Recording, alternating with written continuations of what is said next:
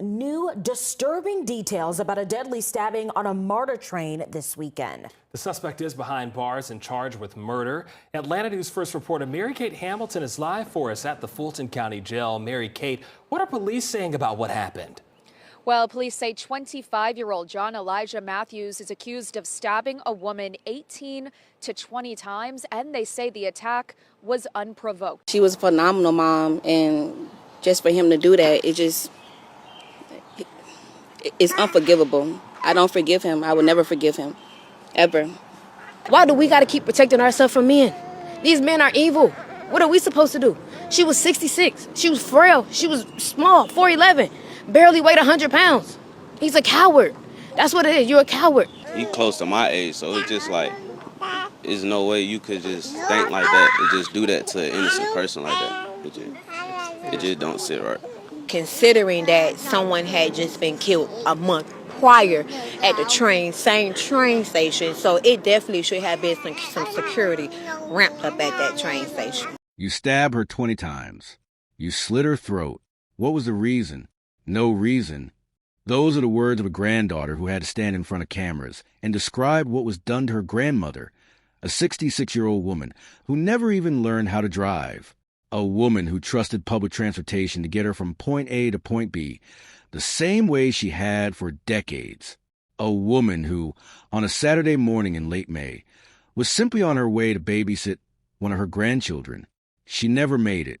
Margaret Swan was stabbed between 18 and 20 times on a moving MARTA train in Atlanta, Georgia. Her throat was cut first, and when it was over, the man who did it didn't run. He didn't panic. He stood over her body, waited for the train to pull into the station, walked off, sat down on the platform, and waited to be arrested. No remorse, no attempt to escape, just silence. And the question that her family, and frankly all of Atlanta, cannot stop asking is this: how does something like this happen in broad daylight on a public train, with people right there and nobody stops it? Welcome back to CrimeLabs Report. I'm going to take you through everything we know about the murder of Margaret Swan, the timeline, the surveillance footage, the suspect, the unanswered questions, and what this case is exposing about a transit system that millions of people depend on every single day. Margaret Swan was 66 years old. She was a retired Atlanta Public Schools employee, a mother of 3, a grandmother of 5, a great-grandmother of 4. Her daughter, Shanae Sams, described her as a woman who wouldn't hurt anyone. Her ex-husband, Jerry Swan, said she was a devoted grandmother who lived for her family. That Saturday, May 30th, 2026, she boarded a MARTA train heading toward Oakland City Station. She had a grandchild waiting on her. She was a regular rider. She knew the system. This was not her first time on that train. It was just her last. At 11:21 in the morning, surveillance cameras inside the train car captured Margaret sitting alone in her seat. Just her, minding her business, going where she needed to go. That footage would later become the centerpiece of one of the most disturbing arrest warrant descriptions I have ever read through as a researcher. Because 4 minutes later, at just before 11:25, a 25-year-old man named John Elijah Matthews boarded that same train car. And here is what makes this so hard to process. He didn't sit down across from her. He didn't say anything to her. He walked directly to the side of the train where Margaret was sitting, and he stood near her, just stood there. 19 seconds passed. 19 seconds. Then he walked up to her, stood to her right, reached into his front pants pocket, pulled out a folding knife, opened it, and cut her throat. According to the arrest warrant, Margaret screamed. She tried to get up from her seat. Matthews grabbed her and kept going. He stabbed her over and over. The warrant says he held her during the attack before throwing her to the floor. And then he just stood there beside her as the train continued moving toward Oakland City Station. Here's what I need you to sit with for a second. Where was everyone else on that train? Passengers were on that train. This was not an empty car in the middle of the night. This was a Saturday morning just before noon. And according to Margaret's own daughter, people heard her screaming. They heard it. The warrant confirms that after the attack began, those passengers were trapped in that car for 1 minute and 34 seconds before the train pulled into Oakland City Station.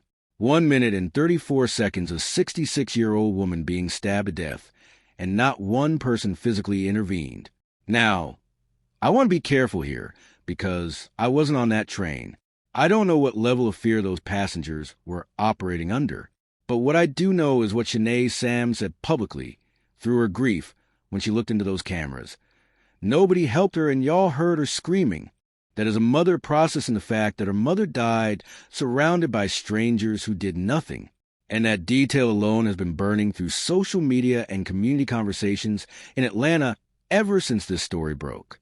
When the train finally stopped at Oakland City Station, Matthews walked off, knife still in hand, blood-stained clothing on his body, and instead of running, instead of doing anything that suggested he understood the gravity of what he had just done, he walked the platform and sat down. Chief Scott Crayer of the MARTA Police Department described it himself.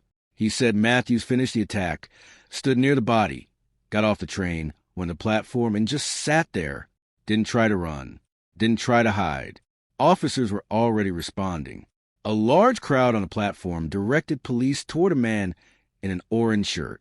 Within 3 minutes of the stabbing being reported, John Elijah Matthews was in handcuffs near the north end of the platform. A bloody folding knife was found nearby. His clothes confirmed what witnesses had already told police. 3 minutes.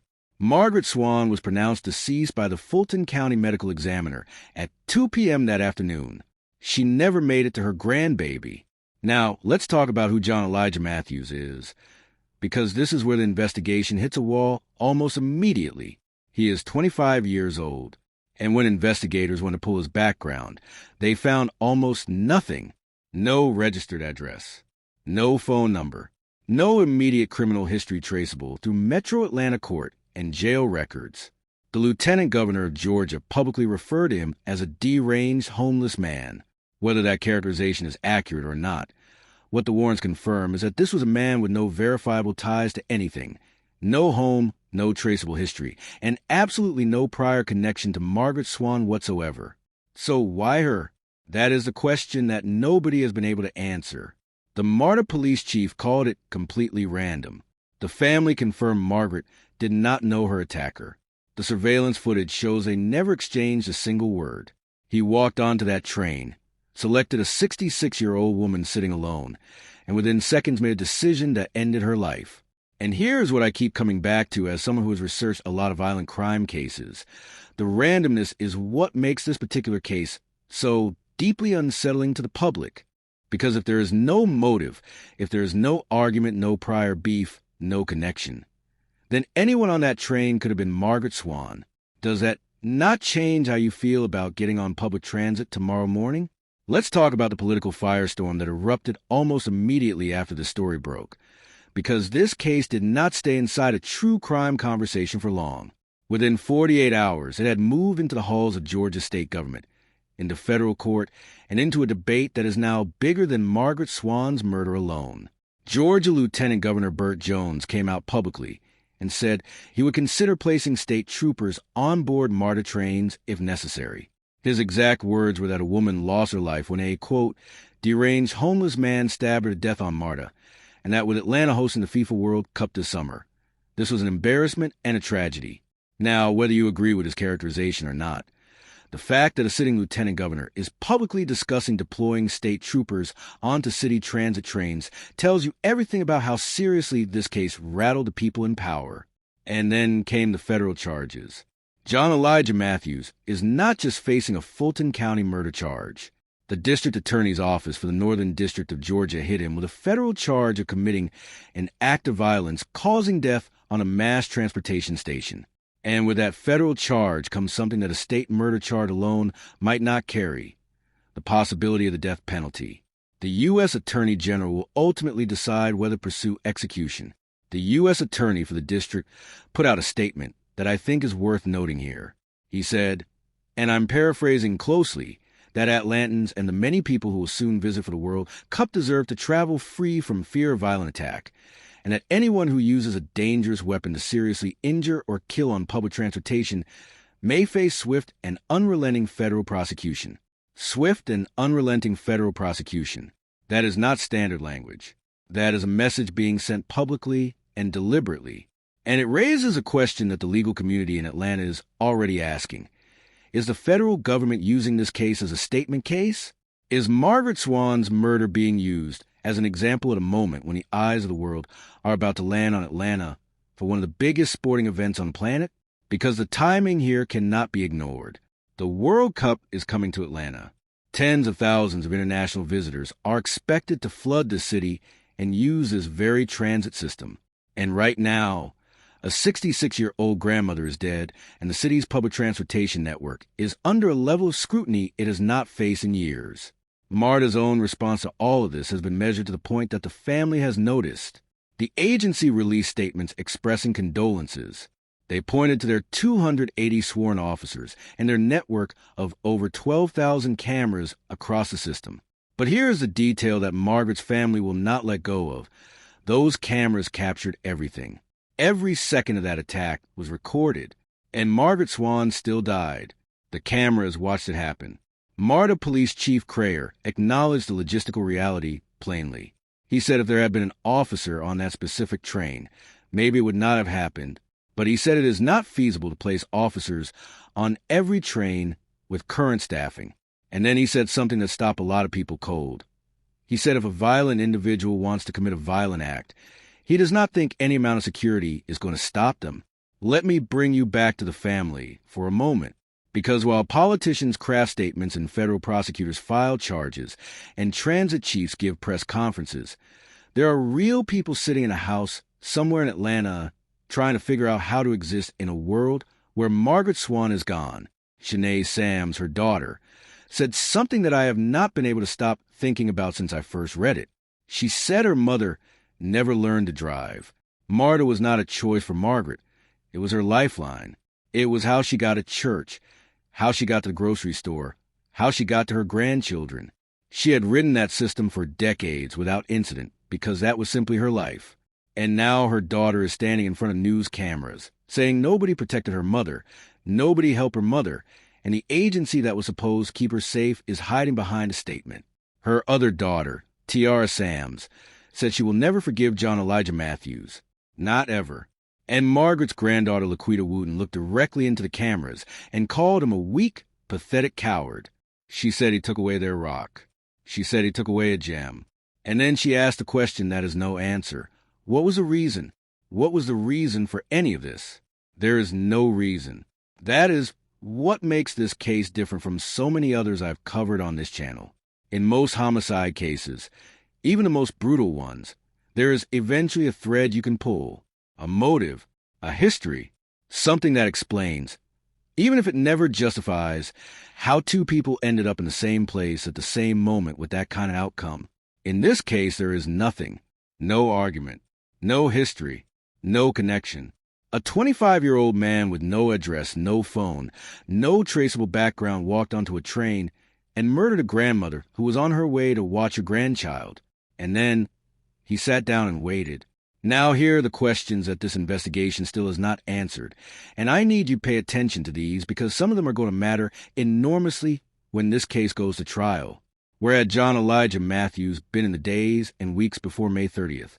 If he had no address and no traceable history in Metro Atlanta, where was he sleeping? How was he getting around? Had he been on MARTA before?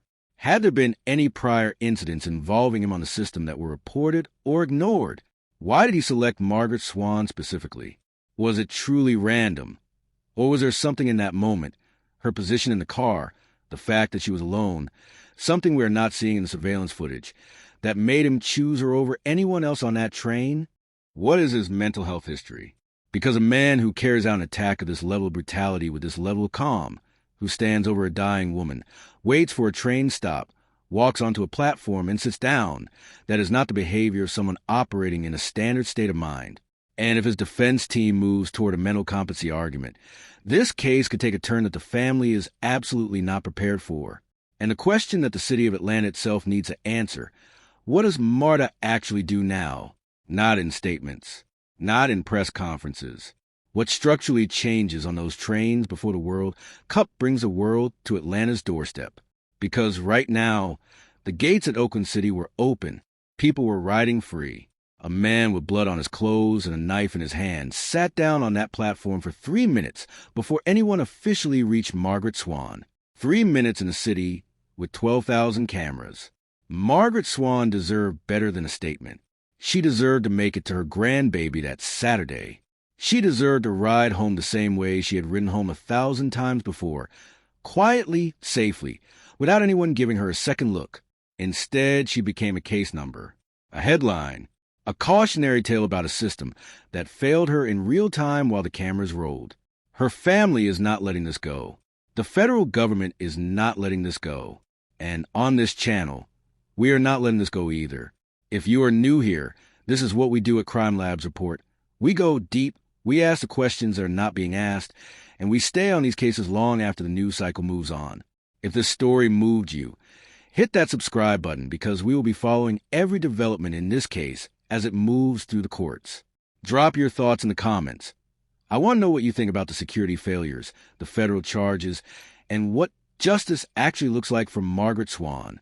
Rest in peace to a woman who never hurt anyone and only ever trusted the system to get her home.